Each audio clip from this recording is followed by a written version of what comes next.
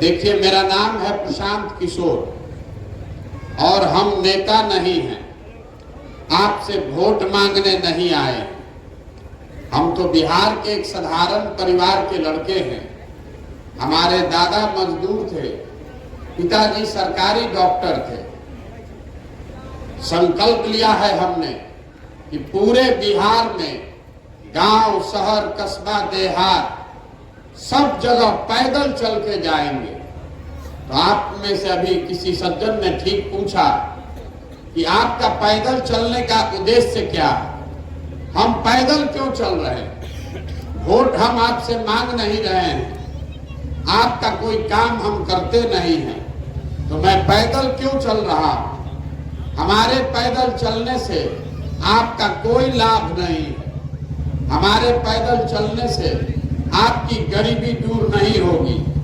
हमारे पैदल चलने से आपका नाली, गली, सड़क नहीं बनेगा। हमारे पैदल चलने से आपके बच्चों के लिए पढ़ाई और रोजगार की व्यवस्था नहीं होगी। तो हम पैदल क्यों चल रहे हैं? पैदल इसलिए चल रहे हैं कि जिस समाज के लोगों को की स्थिति को बेहतर बनाना चाहते हैं, एक बार अपनी आंख से जाकर देखें कि आप और आपके बच्चों की क्या दुर्दशा है, आप किस दशा में जी रहे हैं। आपने हमने किस्सा कहानी में सुना है, पुराने जमाने में जो राजा होता था वो भेष बदल के राजा रात में निकलते थे, ये देखने के लिए कि प्रजा को क्या कष्ट है। आज अब हम लोग जिसको राजा बना रहे हैं, वोट देके, रात का बात तो छोड़ दीजिए, दिन में भी आपका सुध लेने कोई नहीं आ रहा है। आप परेशान हैं लेकिन कोई आपसे पूछने नहीं आ रहा है। तो हम चले हैं देखने और साथ में आपको ये भी बताने कि आप इस दुर्दशा में क्यों हैं, इससे कैसे निकल सकते हैं। हम आज आए हैं आपके गांव पंचायत में, तो आपके कुछ समस्याओं का हमको ज्ञान हो सकता है कि आपका चवर का बहुत दिक्कत है। ये बात हमको रास्ते में चलते हुए पता चलेगा, लेकिन आप तो यहीं रहते हैं, आपको तो सारी समस्या पता है। किसको नहीं मालूम है आपके गांव, आपके कस्बे में कि बिहार में बहुत भ्रष्टाचार है? किसको नहीं मालूम है कि यहाँ पढ़ने का व्यवस्था नहीं है? सबको मालूम है कि यहाँ पर स्वास्थ्य की से अस्पताल की व्यवस्था नहीं है, रोजी रोजगार नहीं है। तो ये सुधर क्यों नहीं पा रहा? आपको लगता है कि नेता जो है वो बहुत चोर है, आपको ठग रहा है, इसलिए आपका काम नहीं हो रहा, आपका जीवन नहीं सुधर रहा है। ये बात सच नहीं है। अगर नेता के खराब होने से विकास नहीं होता तो भारत में दूसरे राज्यों में विकास कैसे हो रहा है? वहां पर भी तो नेता भ्रष्ट है, वहां पर भी यही व्यवस्था है। उन राज्यों में फैक्ट्री कैसे लग रही है, वहां बच्चों को रोजगार कैसे मिल रहा है? तो जब तक आपको रोग का कारण नहीं पता चलेगा, तब तक आपका रोग का इलाज नहीं हो सकता।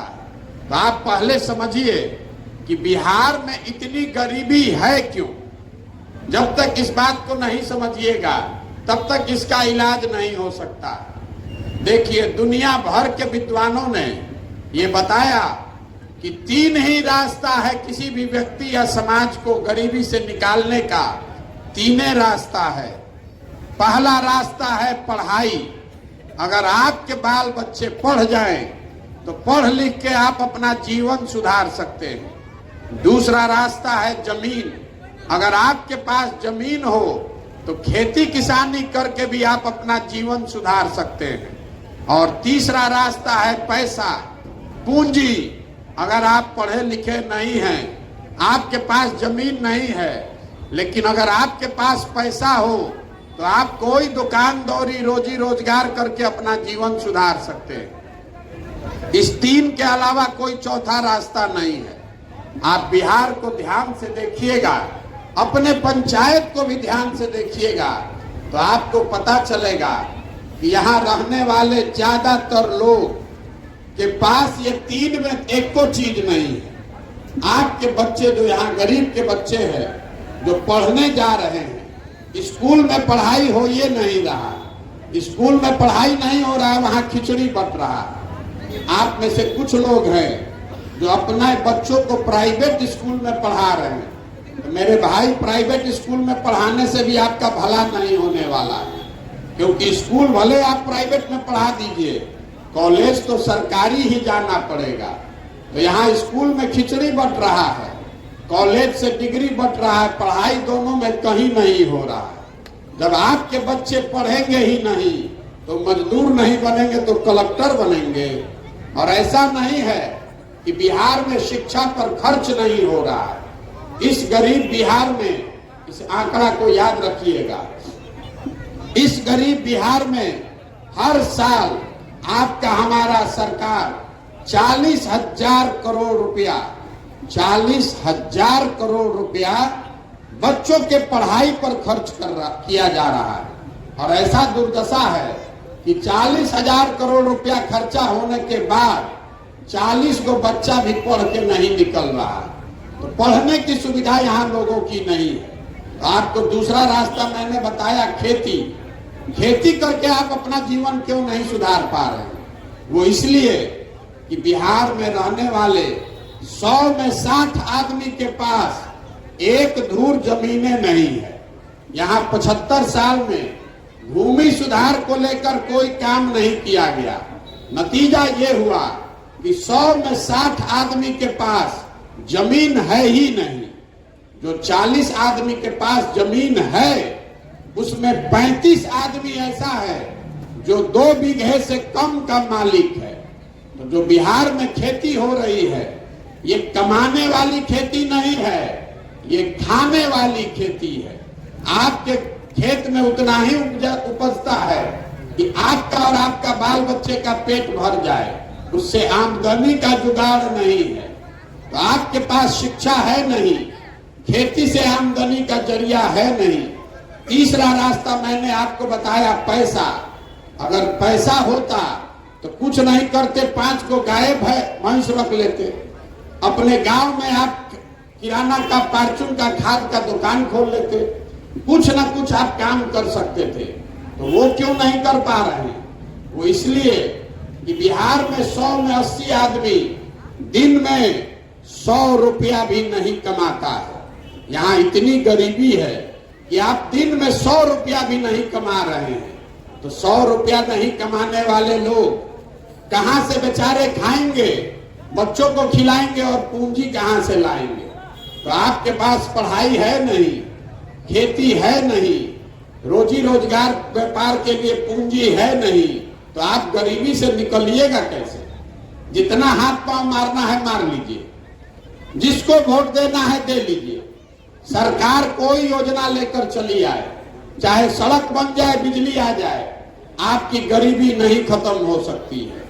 बिहार में तब तक गरीबी नहीं खत्म होगा जब तक यहाँ के बच्चों के पढ़ने की व्यवस्था नहीं हो, जब तक यहाँ लोगों को जमीन नहीं दिया जाए और घर घर महिलाओं को, युवाओं को सरकार पैसा देकर पूंजी उपलब्ध न कराए। तब आप कहिएगा कि भैया ये 3 गो रास्ता है, तो सरकार ये काम क्यों नहीं कर रही है? आपको वो अभी 2 मिनट में बताएंगे तो आपको समझ में आएगा कि आपकी दुर्दशा क्यों है। अभी आप जितने लोग यहाँ जुटे हैं, आपसे मैं एक सवाल करूंगा, आपको उसका जवाब देना है। जिसको भी जवाब देना है सब हाथ उठाकर हाँ बोलेगा या ना बोलेगा। बोलना सबको है। बिहार में और कुछ हो चाहे नहीं, इतना तो आप मानिएगा कि सबके बच्चों के पढ़ने की व्यवस्था होनी चाहिए। होनी चाहिए कि नहीं होनी चाहिए? सबको बताना है। आप कथा सुनने नहीं आए, सबको बताना है हाथ उठाकर, मुंह से जोर से हाँ चाहे ना। फिर से पूछ रहे हैं, आपकी समझ से बिहार में और कुछ हो चाहे नहीं, सबके बच्चों के पढ़ने की व्यवस्था होनी चाहिए कि नहीं होनी चाहिए? आपने अभी कहा होनी चाहिए। आप में से सारे लोग हमसे ज्यादा अनुभवी और विद्वान हैं। अब आप लोग अपने अपने बच्चों का चेहरा याद कर लीजिए और अपने सीने पर हाथ रख के ईमानदारी से बताइए, आपने कभी जीवन में अपने बच्चों के पढ़ाई के लिए वोट किया है? किसी ने किया है तो हाथ उठाइए। किसी ने नहीं किया है। यही आपके दुर्दशा का कारण है।